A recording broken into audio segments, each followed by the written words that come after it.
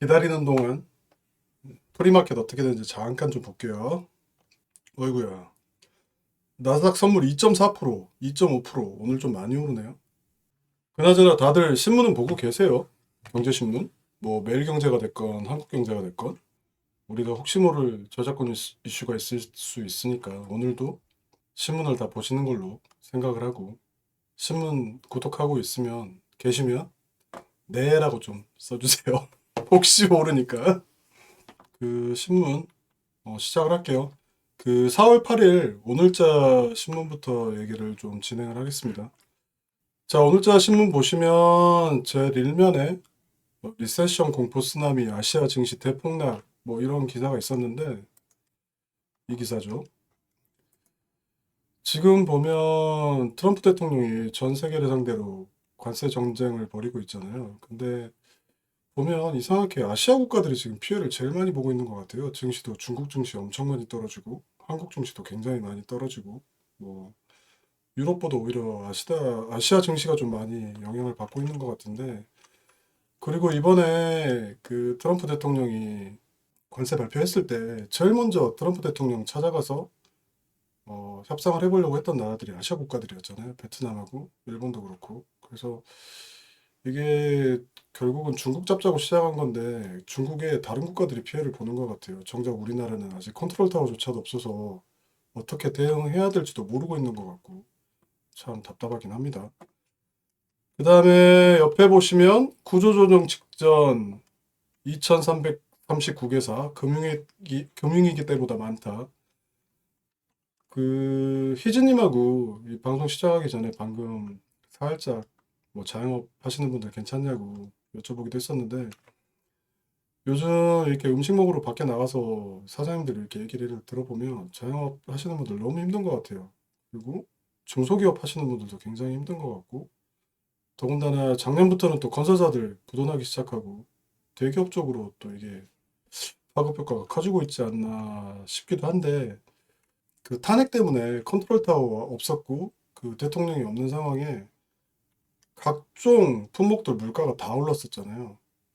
그 뭐 공산품도 올랐었고 고기, 회, 심지어는 유틸리티 요금, 가스, 전기 뭐 이런 것들 지금 다 올라가지고 어떻게 보면 코로나 때 그 올랐어야 될 것들이 미루고 미뤘다가 이제 막 돌아오기 시작하는 거 아닌가 모르겠어요. 대통령 없고 컨트롤 타워 없었을 때 그냥 후다닥 업체들이 식료품 가격이나 전부 다 공산품들 가격 올렸었고 공공요금도 올렸었고 지금 우리나라 물가 상승률이 2% 정도 된다고 하는데 실제로 보면 체감상 느끼는 거는 2%라고 생각하는 사람 별로 없지 않나요?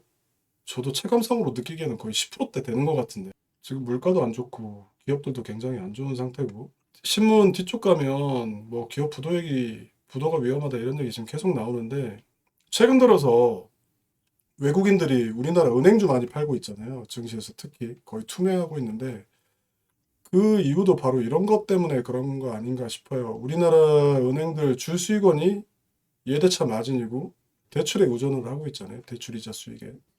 기업들에 대한 대출도 많고 가계 대출도 많고 자꾸 물가 안 좋아지고 경기 안 좋아지고 부도날 가능성이 많은 업체들 생기고 하다 보면 대출 자산 부실 위험이 생길 테고 그거를 걱정하는 외인들이 미리 그 주식을 좀 던져버리는 거 아닌가 싶은 생각이 들어서 조금 좀 불안하긴 해요. 그리고 환율 같은 경우도 오늘 환율 얼마였나요? 지금 확인해 볼까요? 환율이 지금 1477원이네요, 환율. 이래저래 앞으로 좀 우리나라 경제가 많이 힘들지 않을까 이런 생각이 들어서 좀 조심해야겠다.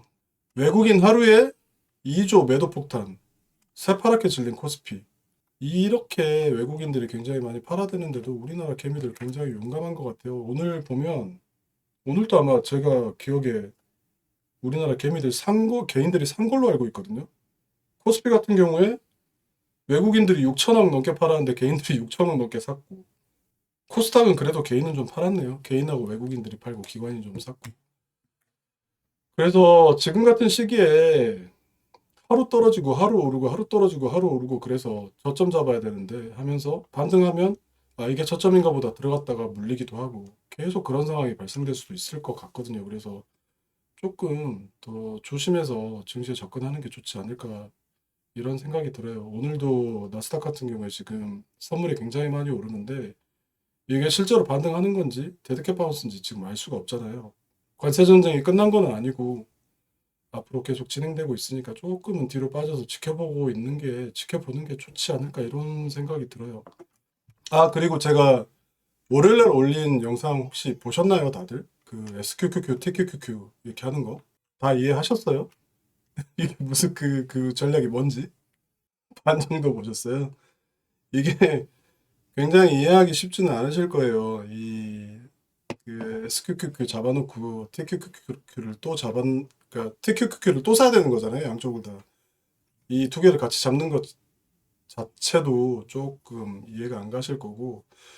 저 같은 경우는 어제 제가 영상에서 그 나스닥이 14,700에서 15,300 사이에 오면 TQQQ를 잡겠다고 그랬었잖아요. 근데 어제 프리장 때 14,700을 터치하고 바로 반등을 하더라고요. 그래서 32불이 TQQQ 32불이 나스닥 14,700짜리였었는데 그때 바로는 못 잡고 35.3불인가? 그때 TQQQ를 잡았어요, 저는. 그래서 지금 일단은 락인을 시켜놓은 상태인데 혹시 뭐 락인 하신 분 있나요? 락인 하신 분 없으세요? 놓치셨어요, 40불에? 일단 저는 락인을 해서 지금 올라가고 있는 상황에 어떻게 해야 될지 좀 고민을 해야 될 것 같아요. 이게 데드캣 바운스다 싶으면 위에서 TQQQ 익절을 하고 다시 숏을 더 잡아서 내려가야 될 것 같고 오늘 장이 어떻게 좀 바뀔지 좀 보기는 해야 되겠네요. 아무튼 이번에 그 전략에 SQQQ 잡고 TQQQ 잡고 이 부분이 뭐 놓치셨더라도 혹시라도 그때 그 영상에서도 말씀드렸지만 이 반등 줄 때 그때 TQQQ를 잡고 시작하는 방법도 있으니까 한번 고민해 보시고 너무 큰 금액으로는 하지 마세요. 나중에 엄청 금액이 커져 버리니까 처음에는 그냥 소소하게 시작하는 게 좋을 것 같고 이번에 놓치더라도 하락장이나 급락장은 계속 오니까 그때 또 한번 또 제대로 잡을 수 있잖아요. 그때 또 기회가 있으니까 이번에 한번 테스트 해보시고 그 다음 기회에 제대로 한번 수익을 노려보시는 것도 좋을 것 같아요. 아무튼 신문 기사로 돌아가서 미국 빅테크 ELS 직격탄 대규모 원금 손실 공포 뭐 이런 얘기 나왔는데 제가 전에 거의 제 유튜브 초창기에 ELS 관련해서 영상을 하나 올렸던 게 있어요. 그 영상에서 제가 말했던 게 ELS 할 거면 차라리 카지노 가서 바카라시라고 그때 그렇게 말씀을 드렸는데 우리가 테슬라나 엔비디아나 종목 하나 예측하는 것도 쉽지가 않잖아요. 지금 이거 보면 테슬라와 엔비디아 동시에 기초자산으로 해가지고 만들어놓은 ELS 같은 경우 이거를 사람들이 어떻게 예측하고 샀는지 이해가 안 가요, 저는. 그래서 그때도 영상에서도 말씀드렸지만 증권사 같은 경우는 ELS니 뭐 ELF니 뭐니 이런 상품들을 계속 만들어낼 수밖에 없어요. 그 수수료 수익도 올려야 되고 자기네들 실적도 올려야 되고 회사도 돌려야 되니까 여러분들은 굳이 이런 데 불필요하게 들어가지 마시고 이해가 안 되는 데는 아예 손도 대지 마세요. 쳐다보지도 마시고 괜히 이런 데 들어갔다가 돈 크게 물릴 수도 있으니까 이해가 되면 모르겠는데 하나라도 이해가 안 된다. 그럼 아예 쳐다도 보지 마시고 미국 주식 사실 때도 마찬가지예요. 제가 생각하는 거는 테슬라나 팔란티어나 한참 올라가고 뭐 그러던 시기에도 본인이 테슬라 사업 모델이 이해가 안 가고 팔란티어 사업 모델이 이해가 안 간다. 그럼 안 사시는 게 맞아요. 하락장이 왔을 때 본인이 회사 사업 모델을 정확하게 이해를 못하면 결국은 버티지를 못하잖아요. 그래서 괜히 털리니까 항상 모르는 금융상품은 투자하지 마시라. 여기 3페이지죠, 3페이지. 미국 경기 침체 확률 45% 경고에도 트럼프가 때론 양보가야 문제 해결된다. 이거 하면서 여기 보시면 월가 거물 에크먼이란 분, 이분이 관세가 경제적 핵격을 자초하겠다. 이 기사를 보고 저는 이 에크먼 있잖아요. 이분 보고 그냥 좀 재밌었어요. 왜냐면 이 에크먼이 작년부터 나이키 주식을 계속 매수를 했었거든요. 나이키 주식을 맨 처음에 매수했을 때가 80불하고 90불 사이 85불, 86불 요때 매수를 했었고 그 다음에 주가가 떨어졌을 때 계속 추매를 했어요, 이분이. 트럼프 대통령이 관세 중국에다 더 과하게 때리면서 가장 많이 피본 게 지금 애플하고 나이키거든요. 주가가 굉장히 많이 빠진 게.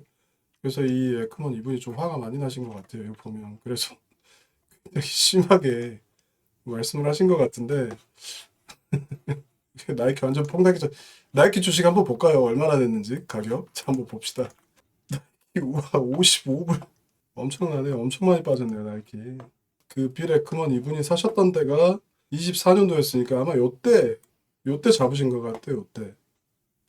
요때 잡았다가 또 요때 또 사셨고 그래서 평단이 대략 한 80불에서 75불 사이 요 정도 잡혀 있을 것 같은데 지금 몇 프로 빠졌나요? 엄청 많이 빠졌네요.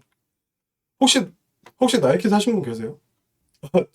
미국 주식쟁이님 친구가 사셨답니다. 위로를 좀 해드려야 될 것 같은데 지금 나이키가 너무 안 좋아서 나이키 보면 경쟁사들한테 너무 많이 밀렸잖아요. 자사 온라인 몰에서 팔아보려고 굉장히 그 드라이브를 걸다가 폭망하고 그동안에 오프라인 유통점에 나이키 신발이 놓여 있어야 될 선반은 전부 다뭐 호카나 온이나 이런 브랜드가 다 차지하고 있어가지고 나이키가 앞으로도 조금 힘들 것 같은데 근데 나이키가 보면 10년에 한 번씩 꼭 위기가 있어서 이번에도 어떻게 될지 모르겠는데 만약에 또 이번에도 이겨내면 지금 빌 에크먼 같은 분 그 자리에서 주식을 사셨던 이분 같은 경우에 또 대박이 나고 제2의 워렌 버핏 이야기를 또 들을 텐데 어떻게 될지 한번 지켜봅시다. 그 다음에 보면 이 기사 안전자산 금가까지 하락했다. 믿을 건 현금뿐이다. 이게 지극히 저 개인적인 생각이긴 하거든요. 그러니까 엊그저께 금값도 굉장히 많이 빠졌었잖아요. 지금 트럼프 대통령이 전 세계를 관세로 뒤흔들어 버리고 경제를 불안하게 만드는 이유가 가장 큰 이유가 미국 국채 롤오버 때문에 그렇다고 생각을 해요. 그게 무슨 말이냐면 코로나 시절에 미국에서 돈 엄청 많이 찍어냈었잖아요. 뭐 거의 하나로 일경 뭐 이렇게 돈 찍어낸 걸로 알고 있는데 돈을 시장에 푼 걸로 알고 있는데 그때 국채도 엄청 많이 발행을 했었고 국채를 상환할 시기가 지금 올해 2월에서 5월 사이에 엄청 많이 몰려 있는 걸로 알고 있어요. 그래서 그 코로나 시절에 발행했던 3년에서 5년물 채권을 이제 다시 10년물이나 장기채로 바꿔야 되고 단기채로 롤오버를 하자니 단기채를 더 이상 발행할 수 없는 상황이래요, 미국이. 그래서 10년물로 다시 이제 채권을 재발행해야 되는 상황인데 채권을 재발행을 하려면 결국은 금리 그 채권 이자율이 낮아지면 낮아질수록 미국 입장에서는 좋은 거잖아요. 채권 가격이 올라가면 올라갈수록 좋은 거니까. 그러면 채권은 전통적으로 안전자산이고 그러니까 증시를 흔들어 버리면 결국은 사람들이 투자자들이 안전자산인 채권에 몰릴 거고 그 다음에 채권 또 못지않게 또 안전자산이 금이잖아요. 그래서 그동안에 금값도 계속 많이 올랐는데 이번에 증시 급락하면서 금값이 떨어진 게 이 신문을 보면 마진콜 때문에 그렇다고 하더라고요. 그 주식 갑자기 급락하니까 옵션 잡았던 사람들 상환해야 되니까.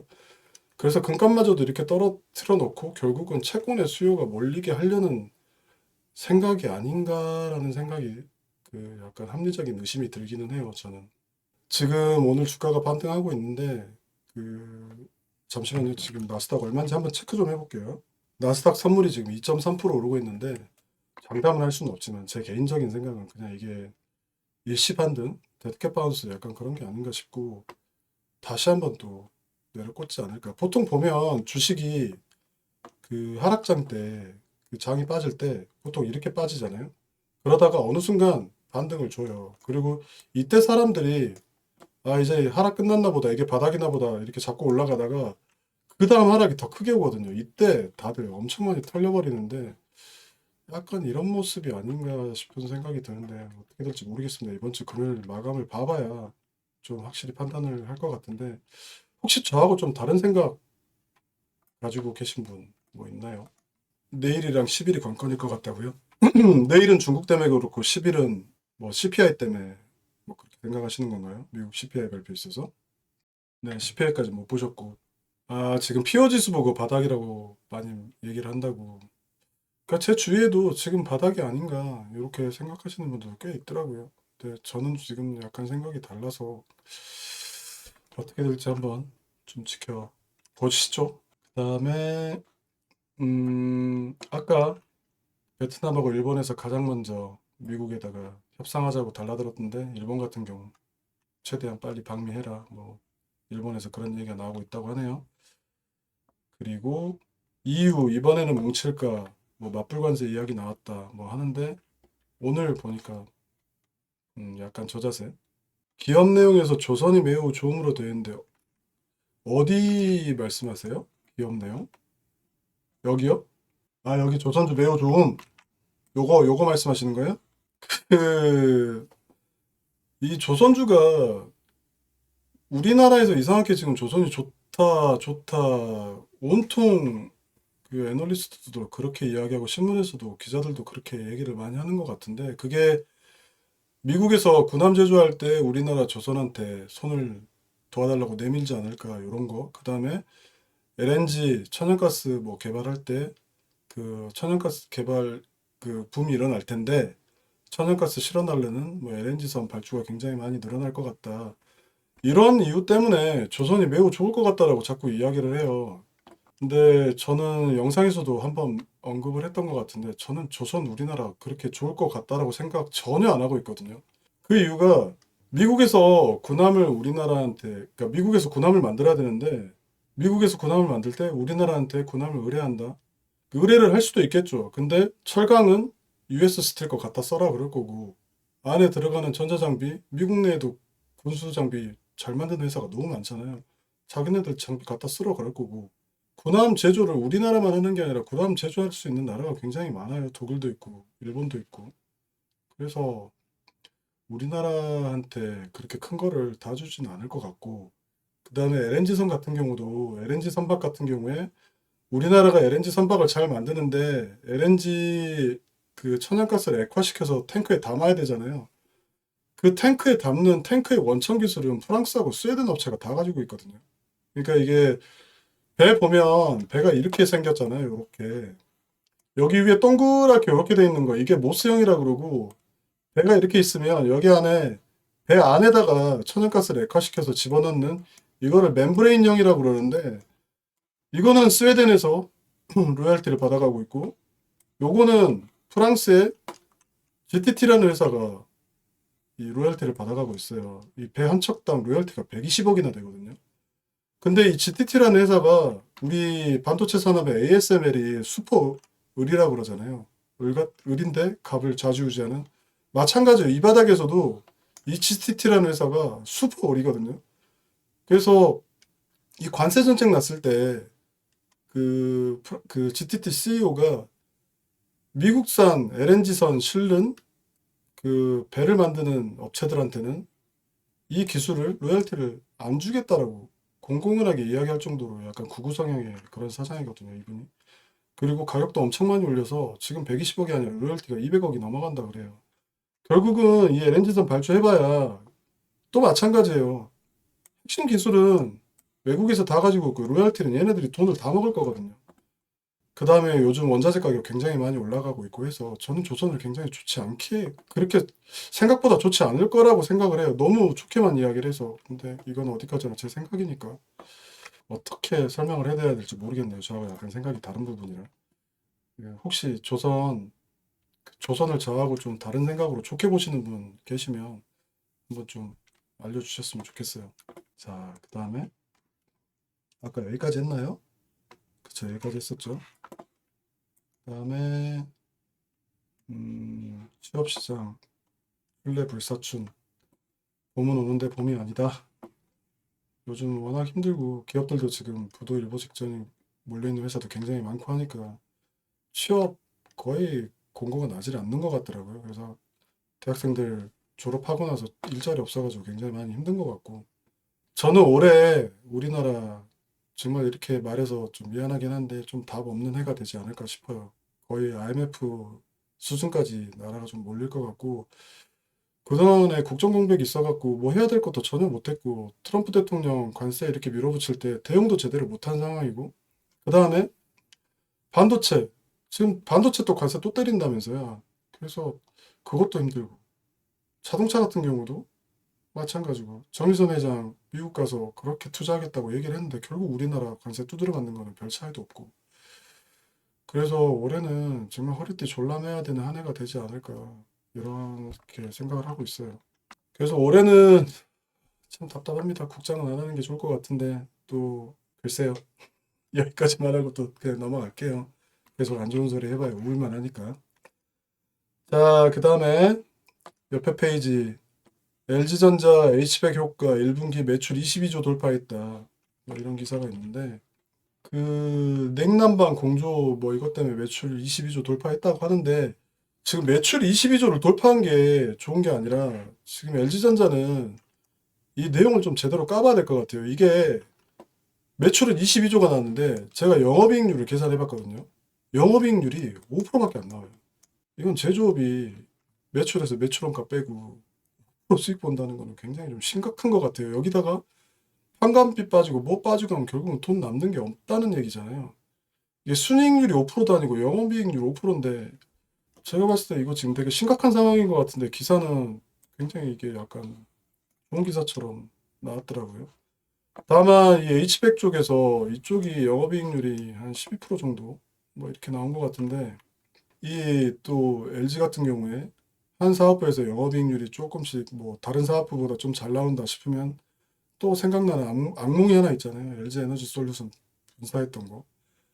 또 이렇게 분사하지 않을까 싶은 괜찮은 사업 키워놓고 사업 부분 또 분사해버리고. 그래서 이 LG전자가 우리나라 LG전자뿐만 아니라 우리나라 제조업이 영업이익률이 굉장히 낮은 특히 재벌들 이유 중에 하나가 좋은 사업 부분들 다 떼서 분사시켜버리잖아요. 뭐 인적 분할이 됐건 물적 분할이 됐건 그러면서 상장해가지고 주식 발행해서 돈 다 끌어모으고 얼마 전에 효성 있잖아요. 좀 이따가 효성 이야기도 할 건데 효성도 똑같은 짓을 지금 하고 있고 이러니 우리나라 지금 밸류업 이야기 해봐야 외국 그 밸류업 별로 효과도 없는 것 같고 우리나라 증시 인정을 못 받는 게 공매도 때문에 그러는 것도 아니고 제가 봤을 때는 이런 문제가 되게 큰 것 같아요.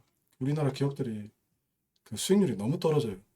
애플 같은 경우에 그 옛날에 보니까 순이익률이 40% 50% 이렇게 나올 때도 있었더라고요.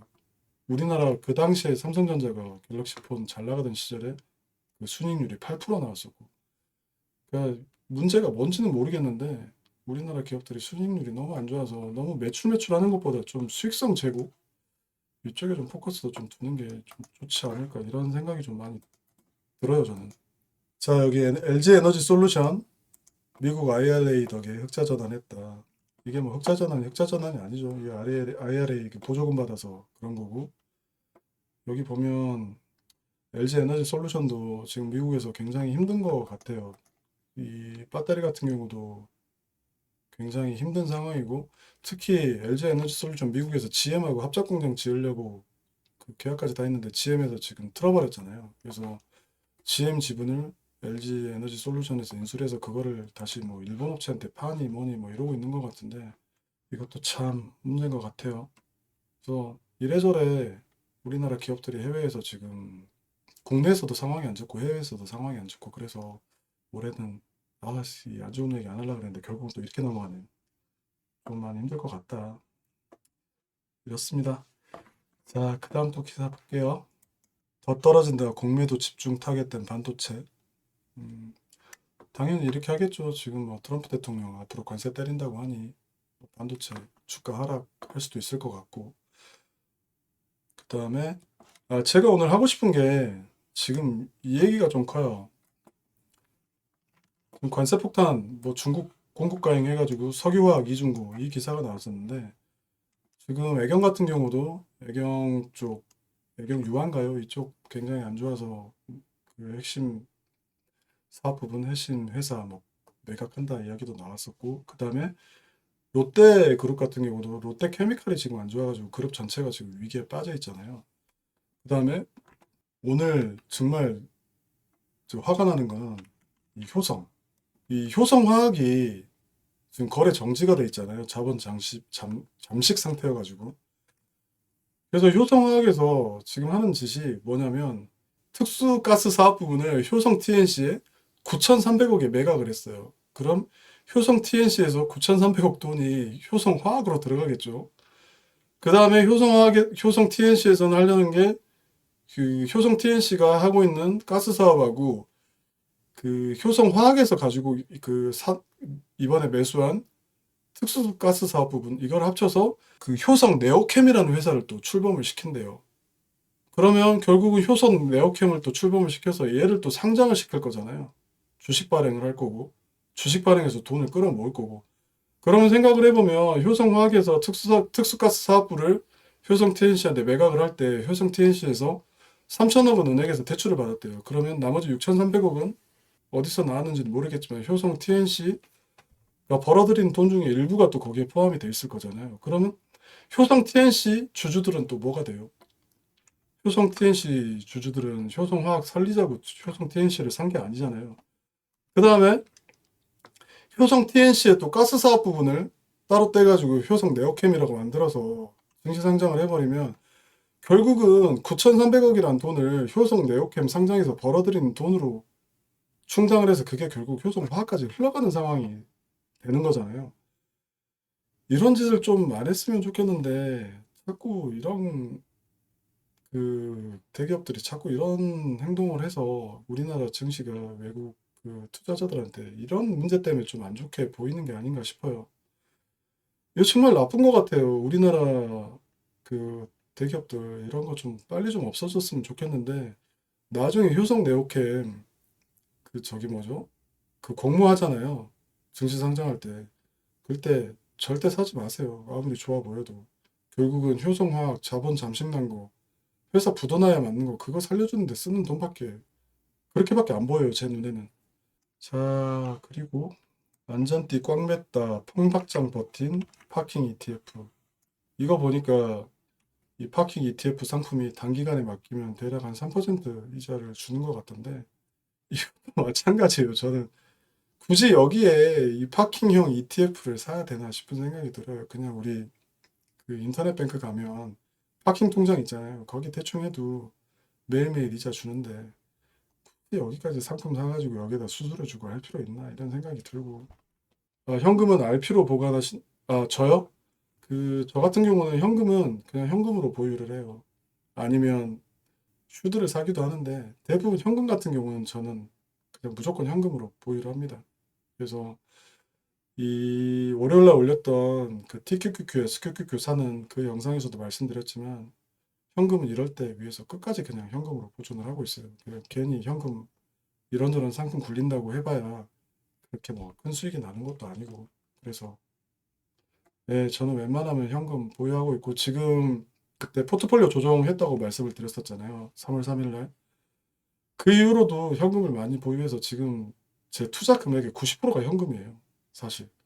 혹시라도 이번에 크게 하락장이 오면 그때 크게 배팅을 하려고 지금 대기하고 있는데 일단 저는 현금도 투자라고 생각하거든요. 그래서 주식 투자하듯이 현금도 투자한다. 이런 생각으로 항상 현금을 들고 있어서 그리고 현금 들고 있으면 4, 5년에 한 번씩 꼭 그걸로 이렇게 수익을 낼 수 있는 기회들이 생기더라고요. 그 다음에 더 강 터진 서학개미 테슬라 스트래테지 고퍼스에 베팅했다. 이 스트래테지가 그거죠. 이 비트코인 사는 회사. 이 보면 제가 신문을 투자할 때 인디케이터로 많이 사용한다고 말씀을 드렸잖아요. 그러니까 여기 보면 고퍼스에 베팅한다는 게 이거 하락적 이제 주식이 계속 떨어지니까 이제 하락에 또 베팅을 하나 봐요. 이 서학개미들이 그러면 꼭 이상하게 하락할 때 이 하락에 베팅을 하면 장이 꼭 반등을 해요. 그래서 이 하락에 베팅했던 사람 다 털고 또 이렇게 반등을 하다 보면 여기 또 상승에 상승 레버리지 태워서 이렇게 베팅하는 사람들이 꼭 있거든요. 그러면 또 이렇게 하락해서 주가를 빼서 숏, 롱 이렇게 다 털어버리고 그 다음에 여기 바닥 찍고 이때서부터 이렇게 상승하는 경우가 굉장히 많아요. 이게 금융위기 때도 그랬고 코로나 때도 보면 그랬고 지금 보면 테슬라 스트래티지 고퍼스 베팅한다고 이게 나오는 거 보면 아직 투자할 시기는 아니구나 저는 이렇게 생각을 하는 지표로 이렇게 사용을 하고 있습니다. 레버리지 절대 치지 마세요. 레버리지 잘못 치다가 폐가 망신합니다. 레버리지는 웬만하면 건들지 마시고 제가 영상에서도 말씀을 드렸지만 숏하고 롱은 꼭 칠 자리들이 정해져 있어요. 그래서 이 공부 좀 하셨다가 이 차트 보고 롱이나 숏 자리 이게 파악이 가능하시는 레벨이 됐다. 그때 롱이나 숏이나 레버리지 그때 치세요. 지금은 치면 그냥 털리기만 하니까 아무튼 조심하시고 여기 확 쪼그라든 미국 정크펀드. 이 기사가 보고 혹시 그 미국 배당주 중에 그 BDC라는 그런 종목들이 있는데 혹시 BDC에 투자하시는 분들이 계신가요? 그 BDC가 뭐냐면 비즈니스 디벨롭먼트 컴퍼니라 그래가지고 여기 투자하면 뭐 배당률이 뭐 20%, 23%뭐 이렇게 나오는 그 ETF들이 있거든요. 예를 들어서 제가 종목 하나만 좀 보여드릴게요. 여기 보시면 저도 조금 가지고 있는 종목인데 제가 가지고 있는 게 이거를 가지고 있는데 이거 보시면 여기 배당률 보이시죠? 배당 수익률이 25%나 돼요.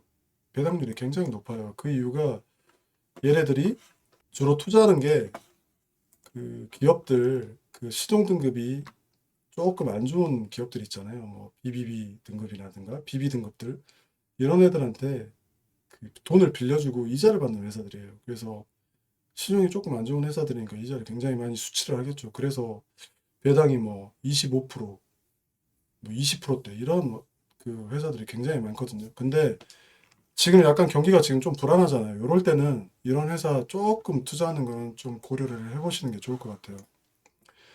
경기가 안 좋을 때 미국도 시중 등급 안 좋은 회사들 파산할 가능성도 굉장히 많으니까 이렇게 BDC 쪽에 투자하셨던 분들은 조금 조심하시는 게 지금은 좀 좋을 것 같아요. 너무 배당률 높다고 막 들어가지 마시고. 그 BDC 쪽 회사 보면 그 잘 모르시는 분들 혹시 BDC 좀 잘 아시나요? 이 배당 굉장히 많이 주는 이 BDC들. 우리 워렌 버핏 같은 분들도 이 BDC에 투자를 하고 계세요. 자회사를 통해서. 워렌 버핏이 투자하는 회사 그 티커가 헬스캐피탈이라는 이 BDC인데 여기도 보면 수익률이 거의 10%죠 지금. 뭐 그리고 또 ECC라는 그 회사도 있어요. 여기 같은 경우도 보세요. 배당 수익률 26%. 엄청나요. 그리고 배당도 월배당이에요, 월배당. 이런 회사들 굉장히 많은데 아무튼 이런 회사들 너무 배당만 보시고 쫓아가셨다가 지금 조금 위험한 상황일 수도 있으니까 투자하시는데 조금 하셨으면 좋겠다. 그런 의견입니다. 자, 다음에 뭐가 있을까요? 혹시 오늘 기사 중에 좀 봤으면 하는 뭐 그 기사 있나요? 오늘 신문에서? 자, 또 오늘의 운세. 오늘의 운세 이거 보고 맞은 적이 단 한 번도 없는 것 같아요. 트럼프가 러시아하고 우크라이나 전쟁을 종식시켜서 러시아하고 중국을 갈라놓으려는 전략이다. 뭐 그거 말씀하시는 건가요? 27면이요? 아, 요거 솔직히 이런 기사들 보면 이거는 제가 뭐라고 딱히 설명하기가 굉장히 힘든 내용인 것 같아요. 왜냐면 어떻게 보면 이거 다 음모 이론 비슷한 한 거잖아요. 본인들이 이렇게 생각을 하고. 그러니까 사람마다 전문가들마다 이렇게 판단하는 방법이 다 다르고 보는 관점이 다 다르기 때문에 트럼프가 우크라 전쟁 종식 통해서 러시아하고 중국을 갈라놓겠다. 이거는 글쎄요, 저 잘 모르겠어요. 이거를 이렇게 저는 우크라이나 전쟁 종식할 때 러시아하고 중국하고 갈라놓는다 여기까지 생각한다기보다도 트럼프 하면 그냥 무조건 돈이잖아요. 돈이 되냐 안 되냐. 우크라이나 전쟁 종식시키려고 하는 거 보세요. 원전 내놓으라 그러잖아요. 우크라이나한테. 그리고 자원의 수익의 반을 내놓으라 그러고. 여기까지 생각도 없는 것 같아요. 제 개인적인 생각은. 그냥 어떻게든지 전쟁 종식 끝내서 종식을 시켜서 돈 벌 생각만 하고 있는 사람 같아서 잘 모르겠습니다. 이 부분에 대해서 어떻게 설명을 해드려야 될지. 네, 결국은 우크라이나 뭐 자원 뺏어가려고 그러고 그다음에 원자력 발전소 위험하니까 미국에서 관리하겠다. 그러니까 내놔라. 뭐 이렇게 그때 이야기를 했었잖아요. 이 분은 우크라이나 전쟁 종식을 통해서 러시아하고 중국을 갈라놓으려고 생각하시는 것 같은데 저는 거기까지는 잘 모르겠습니다. 솔직히.